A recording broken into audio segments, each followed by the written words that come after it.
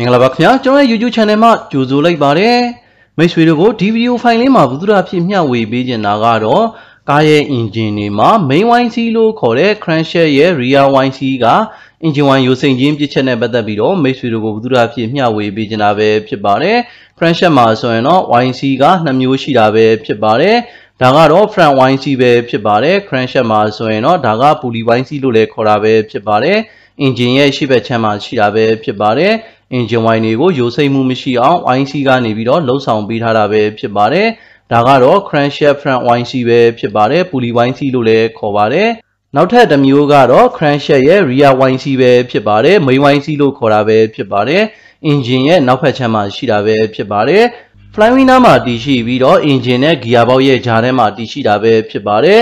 တကယ်လို့ main YC ကနေပြီးတော့ engine wine ရိုစိမ့်တဲ့အခါပြုပြင်ဖို့အတွက်ကတော့တော်တော်လေးခက်ခဲတာပဲဖြစ်ပါတယ်ကုန်ကြစိတ်လည်းတော်တော်လေးများစီမှာပဲဖြစ်ပါတယ်ဒီအခြေအနေကတော့ main YC ကနေပြီးတော့ engine wine ရိုစိမ့်နေတဲ့အနေအထားပဲဖြစ်ပါတယ် engine နဲ့ gear box ရဲ့အဆက်ကြားကနေပြီးတော့ engine wine ရိုစိမ့်မှုတွေ့နေပြီဆိုရင်တော့ဒါက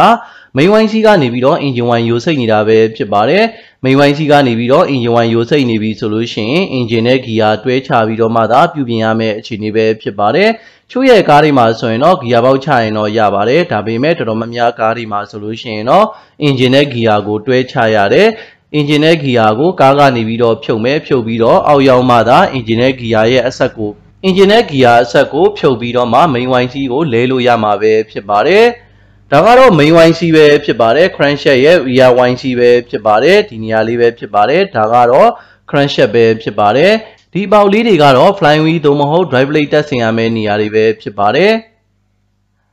တကယ်လို့ main YC ကနေပြီးတော့ engine wine ရိုစိမ့်မှုတွေဖြစ်နေတယ်ဆိုရင်နံပါတ်1အနေနဲ့ကတော့ engine wine ရိုစိမ့်တာတွေမြင်ရမယ်နောက်တစ်ချက်က engine wine ကဖြည်းဖြည်းချင်းညော့မှာပဲဖြစ်ပါတယ်အဲ့ဒီလိုပဲ engine wine ကဖြည်းဖြည်းချင်းညော့ပြီးတော့မှ engine wine နဲလာတဲ့အခါမှာတော့ကားရဲ့ဒိုင်ခွက်မှာ engine wine မီးလဲလင်းစီမှာပဲဖြစ်ပါတယ်ဒါကြောင့်မို့ main YC ကနေပြီးတော့ engine wine ရိုစိမ့်တဲ့အခါမှာတော့ပြုပြင်ပေးရမှာပဲဖြစ်ပါတယ်ဒါပေမဲ့မိတ်ဆွေတို့ကိုအထက်မှာရှင်းပြခဲ့သလိုပဲ main YC ကနေပြီးတော့ engine wine ရိုစိမ့်တဲ့အခါမှာပြုပြင်ဖို့အတွက်ကတော့ခက်ခဲမယ်ဒါအပြင်အချိန်လဲယူရမှာပဲဖြစ်ပါတယ်ဘာကြောင့်လဲဆိုတော့ engine နဲ့ gear ကိုဖြုတ်ချပေးရမှာပဲဖြစ်ပါတယ်ဖြုတ်ချပြီးတော့မှသာ main YC ကိုလဲလို့ရမှာပဲဖြစ်ပါတယ်တော်တော်လေးတော့ခက်ခဲတဲ့အလုပ်ပဲဖြစ်ပါတယ်တကယ်လို့ main YC ကိုလဲမယ်ဆိုရင် engine ကနေပြီးတော့ gear box ကိုဖြုတ်မယ် manual gear ဆိုလို့ရှိရင်တော့ clutch တွေကိုဖြုတ်မယ် clutch ပြားတွေကိုဖြုတ်မယ် clutch finger တွေကိုဖြုတ်မယ် clutch cover တွေကိုဖြုတ်မယ်ဒါအပြင် flywheel ကိုလည်းဖြုတ်ရမှာပဲဖြစ်ပါတယ်flywheel ဖြုတ်ပြီးတော့မှသာ main YC ကိုလဲလို့ရမှာပဲဖြစ်ပါတယ်တကယ်လို့ auto gear ကားဆိုလို့ရှိရင်လည်း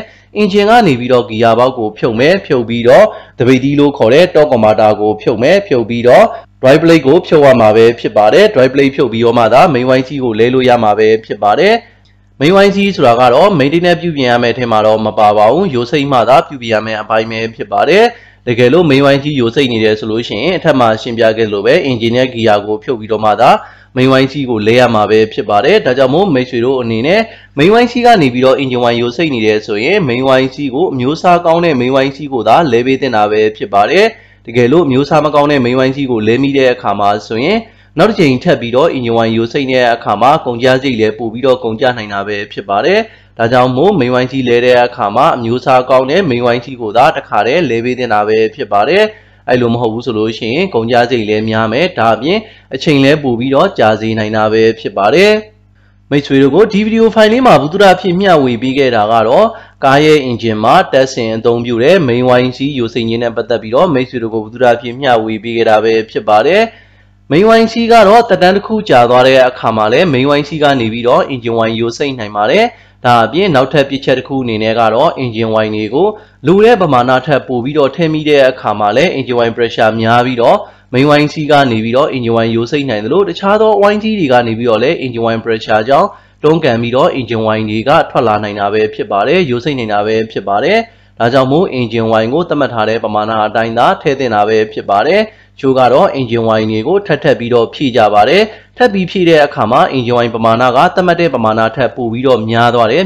အခါမှာ engine wine pressure များပြီးတော့ wine စီးတွေကနေပြီးတော့ engine wine ယိုစိမ့်တဲ့ပြဿနာကိုလည်းကြုံတွေ့စေနိုင်တာပဲဖြစ်ပါတယ်တခြားသော wine စီးတွေကနေပြီးတော့ engine wine ယိုစိမ့်နေဆိုရင်တော့တိတ်ပြဿနာမရှိပေမဲ့လည်း main wine စီးကနေပြီးတော့ engine wine ယိုစိမ့်နေဆိုရင်တော့တော်တော်လေးပြဿနာကြီးပါတယ်ဒါကလည်းမိတ်ဆွေတို့ကိုထပ်မရှင်းပြခဲ့လို့ engine နဲ့ gear တွဲချပြီးတော့မှသာ main wine စီးကိုလဲလို့ရတာဖြစ်တဲ့အတွက်ကို main wine စီးလဲရတာကအချိန်လဲကြာမယ်ပတ်စံလဲပို့ပြီးတော့ကုန်ကျနိုင်တာပဲဖြစ်ပါတယ်ဒါကြောင့်မို့ engine wine ကိုလည်းသတ်မှတ်တဲ့ပမာဏပဲထည့်မယ် main wine စီးလဲတဲ့အခါမှာလည်းအမျိုးအစားကောင်းတဲ့ main wine စီးကိုတခါတည်းလဲပေးတင်တာပဲဖြစ်ပါတယ် main wine စီးရဲ့သက်တမ်းကလည်းတော်တော်လေးရှည်ကြာတာပဲဖြစ်ပါတယ်အသုံးပြုတဲ့ပုံမှားယွင်းနေဆိုရင်တော့ main wine စီးက engine wine ယိုစိမ့်နိုင်တယ်လို့သူ့ရဲ့သက်တမ်းကုန်သွားတယ်ဆိုလို့ရှိရင်လည်း main wine စီးကနေပြီးတော့ engine wine ယိုစိမ့်နိုင်တာပဲဖြစ်ပါတယ်